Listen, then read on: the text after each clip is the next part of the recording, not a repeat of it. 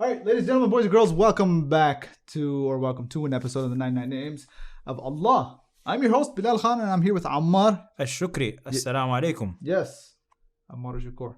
Ammar AlShukry. How are you doing, Bilal? I am doing wonderful now that we've had lunch and some food in our stomach. Alhamdulillah. And when I look at that camera, the light that's above it seems like a big ball. Nice. But then when I look at the light, I get blinded. Excellent. How about you? Perfect. I mean, I look at What that about light. what about that ring light over there? I'm fine with all of the different lights. I'm not looking directly at them, so I'm okay. I'm like that kid who's like, don't look at the light. I'm like, Okay. wait, huh? Why not? You were probably staring at the sun a lot as a kid. I've always wanted to stare at the sun during a solar eclipse, but they didn't let me go outside. SubhanAllah. So let's get into the names. Yes. What are we doing? So today we're going to do a combination of names that Alright. all carry some shared meanings. And the first is Ar-Raqib. Okay. Ar-Raqib. The second one is AsShaeed. Okay. And the third is Al-Muhaimin. Al-Muhaimin. So, what are these? So the names shared meanings is the notion of being watched over. watched over. Okay. Watched over. So Ar-Raqib. So, why now when we're looking at a shaheed, when somebody is shaheed, Yeah. they say that he's a martyr. Yes. Okay. But here you're saying he's someone who is watched over Because or it comes from shahid. Okay. Shahada. Shahada. Which means to testify, to bear witness to. Okay. And so this person is bearing witness Okay. to the truth. So the term martyr is not appropriate. No, it's appropriate because it's a martyr. That's what it is. Okay. But the martyr, what is that martyr doing? That martyr is bearing witness to the truth at the highest level. Okay. He's bearing their witness to life. the okay, they're bearing witness to the truth with their life. Yeah. Okay. Makes sense. Okay. So Ar-Raqib is So would all of the if this was a Venn diagram and all of these circles, would they fit perfectly within the same circle? I don't know what that means. What do you mean they would all fit personally? So with a Venn diagram, you basically have let's say each name and parts of it where have parts of it that are shared. Right. So in this case, they would all have the shared notion of watching over. Okay. Got it. But what are the differences then? That's what we're going to talk about. So Okay. Ar-Raqib, firstly Ar-Raqib, so spelling it out, it's Ra, Qaf, Ya, Ba. Raqib, in English, if you're going to spell it out, just look at the title of this video, R-A-Q-E-E-B or Q-I-B. Ar-Raqib is the name of Allah subhanahu wa ta'ala. So where do we find it being a name of Allah? We find it in Surah Al-Ma'idah, verse 117, where Allah subhanahu wa ta'ala quotes Isa alayhi salam, where Allah has a conversation with Isa that's actually going to take place on the Day of Judgment. Okay. But Allah says, when Allah said, "O Isa, did you tell the people to take you and your mother as gods besides Allah?" Do people take Mary as God? Yeah, the mother of God. She's divine. She's definitely worshipped. Oh wow. I never even looked at it like that. Yeah. So the idea here is, did you because Ilah, Where is this conversation taking place? Surah Al-Ma'idah, Okay. on the Day of Judgment. Okay. And so it's verse 116, 117. And so the idea here is Ilah, by the way. Yeah. Ilah is anything that's worshipped. Okay. Anything that's worshipped is an Ilah. Okay. And so So Allah's- Pharaoh Pharaoh is an Ilah. Even Okay. Ali ibn Abi Talib is an Ilah. Muhammad sallallahu alaihi wasallam is an Ilah. Isa is an Ilah. Okay. Because if people worship them, what does worship mean? It means diverting the rights of Allah subhanahu wa ta'ala to that individual. Okay. Then that person is an Ilah. And so the Prophet sallallahu alaihi wasallam, or Allah subhanahu wa ta'ala will say to Isa, "Did you tell the people to take me and my mother as your mother as ilahs other than Allah?" And then Isa alayhi salam will say, "No, Subhanak, it's not proper for me to say. Yeah. It would not have been appropriate for me to say what I didn't have the right to. If I had said it, you would have known it. You know what is in myself, and I do not know what is in yourself. Innaka anta allamul ghuyub. You are the knower of the unseen." And then he says, "I did not tell them except what you told me to tell them, which is to worship Allah, my Lord and your Lord. And I was a witness over them as long as I was amongst them. Okay. So when you caused me to die, you became Ar-Raqib alayhim. You became Ar-Raqib." When you caused me to die? Yeah, فَلَمَّا تَوَفَّيْتَنِي. Okay. توفيتني وفاء means death. Okay. The question then becomes, the discussion is, what type of death did Isa experience? Did he experience death? A physical death? Or did he just basically a complete death? Yeah. Or is this a metaphor or for sleep or some sort of Ascension? some sort of presence, right? I mean, he definitely was ascended. Yeah. But did he die or not? That's the question. But here, Isa said, I'm saying that he died. فَلَمَّا تَوَفَّيْتَنِي. Yeah. Okay. When you caused me to die, you became Ar-Raqib alayhim. Okay. You became Ar-Raqib. So we have an alif lam Ar-Raqib. Okay. So it's the name of Allah subhanahu wa ta'ala. Sure. You became Ar-Raqib alayhim. So what does Ar-Raqib mean? Ar-Raqib is the one who watches over and looks after. Muraqaba is to... Steward. Okay. Is that would that be inappropriate? So explain to me steward. Let's just say that there's a governor or a king of a land. Yeah. And he needs to go and meet another ruler. Mm-hmm. But someone else is going to be watching over that kingdom Okay. for him while he's gone. Yeah. That person is not the king.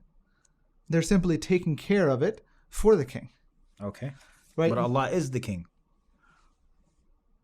Okay. But So he's the king who watches over. okay. And that goes back to what we were talking about when we were talking about the differences between Allah's kingship and everyone else's kingship. Right.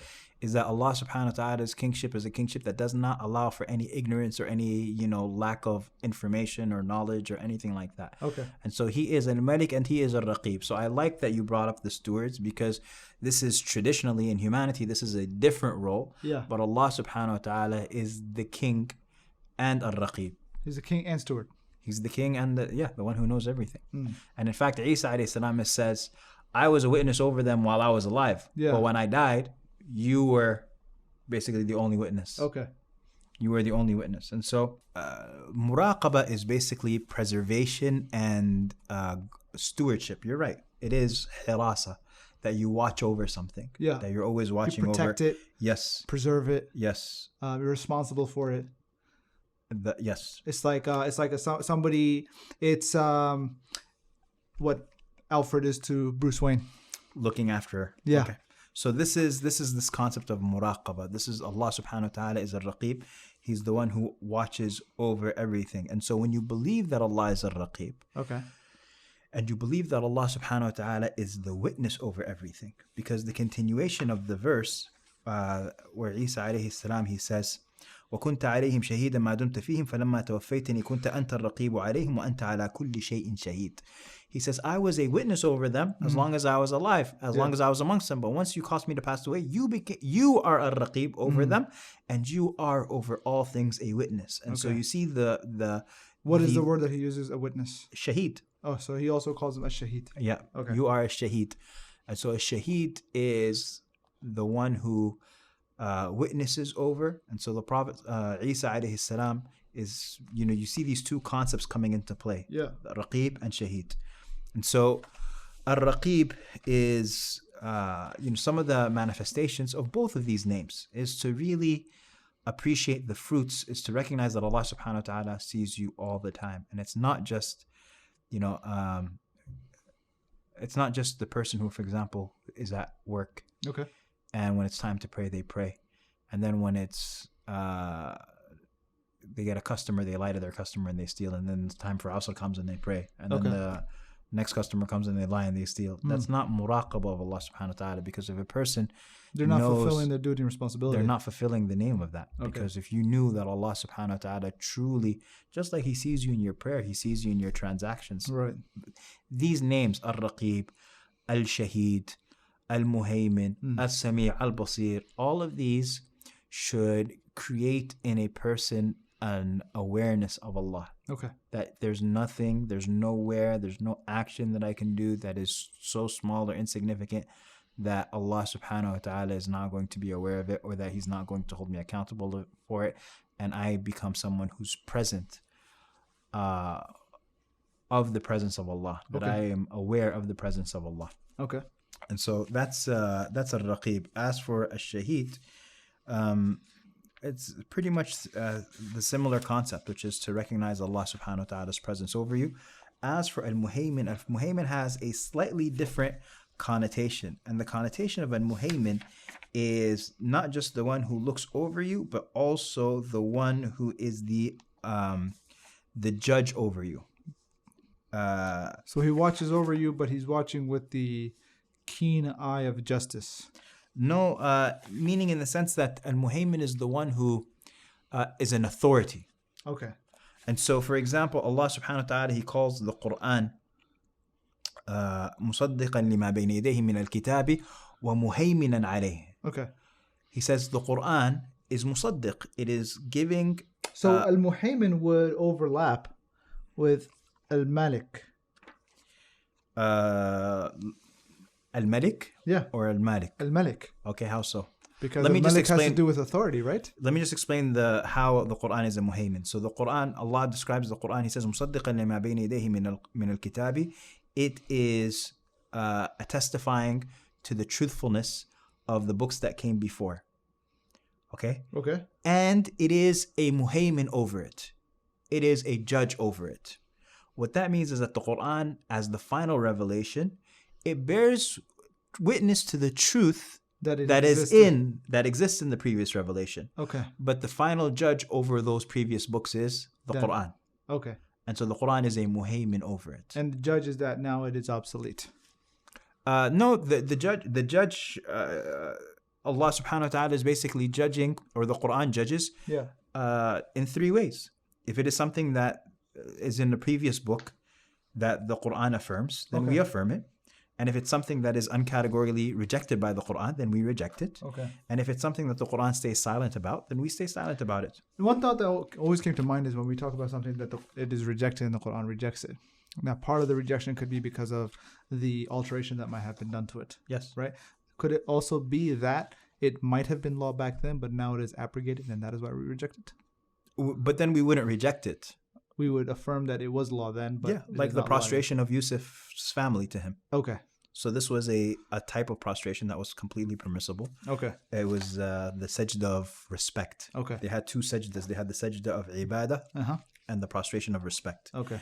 And so the prostration of respect existed up until the time of the Prophet ﷺ, not in their culture, but in the Christian. And so when Mu'adh ibn Jabal went to Ash-Sham, he came back and he saw what they were doing to their priests. And so he came back and he prostrated in front of Rasulullah ﷺ. Okay. The Prophet said to Mu'adh, "What are you doing?" And he said, "I saw that they prostrate to their priests and I thought that you were more worthy of that." So the Prophet ﷺ forbade him from doing that. And we, as our ummah, we are forbidden from doing that. But so practices that might have, because the norm is that the shara of those before us continues on. Yeah. The laws are as long as nothing changes. Okay. And so if it does change, the Quran and the Sunnah are what take precedence. Okay. Makes sense. Alcohol might have been permissible for those before. Okay. Not permissible for us now. The way that we fasted and the way that they fasted was different. Okay. They used to, if they fell asleep, they would have to, during iftar time, they would have to immediately continue fasting from whenever they woke up. So, say for example, you break your fast at Maghrib time. Yeah. You take a quick nap. You fall asleep. For them, if you fell asleep, you'd have to continue fasting. Your fast starts from wherever you wake up. For us, we fast from sunrise to sunset. Exactly. For them, their fasting starts when you wake up. Exactly. So if you made iftar, ate too much, knocked out, that's it. That's your last meal. That's your last meal. Okay. Okay. And so the Quran is a muhaymin, as the Quran is an authority over that which came before. And so the idea here of Allah subhanahu wa ta'ala being a muhaymin, Allah is the one who looks over. Allah subhanahu wa ta'ala is the authority over all of us. Allah subhanahu wa ta'ala is Ar-Raqeeb. He's the one who watches us and watches over us. And so there's two aspects here. One is Allah watching you, and that should create in you some sort of, vigilance and cautiousness and all of that, but also watching over you, and that should create in you some sort of comfort and trust. We talk about vigilance versus deliberateness. Is there a difference?